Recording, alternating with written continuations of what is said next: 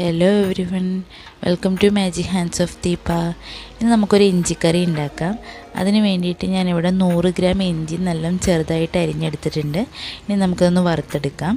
അതിന് വേണ്ടിയിട്ട് ഞാനൊരു പാനിലേക്ക് 3-4 ടേബിൾ സ്പൂണും വെളിച്ചെണ്ണ ഒഴിച്ചിട്ടുണ്ട്. ഇത് നമുക്ക് നല്ലപോലെ ഗോൾഡൻ ബ്രൗൺ കളർ ആവുന്നിടം വരെ വറുത്തെടുക്കാം. ഇനി നമുക്കൊന്ന് ചൂടാറിയതിന് ശേഷം പൊടിച്ചെടുക്കണം.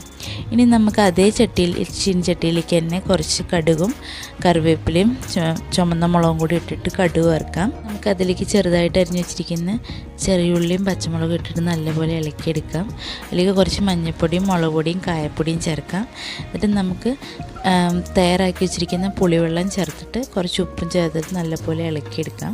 അതിലേക്ക് നമുക്ക് കുറച്ച് ശർക്കര ചേർത്ത് കൊടുക്കാം. ഇത് നല്ലപോലെ ഇളക്കി വെച്ചതിന് ശേഷം നമ്മൾ പൊടിച്ചു വെച്ചിരിക്കുന്ന ഇഞ്ചിപ്പൊടിയും കൂടി ചേർത്ത് കൊടുത്തിട്ട് നല്ലപോലെ ഇളക്കി വറ്റിച്ചെടുക്കുക. അപ്പോൾ നമ്മുടെ ഇഞ്ചിക്കറി റെഡി.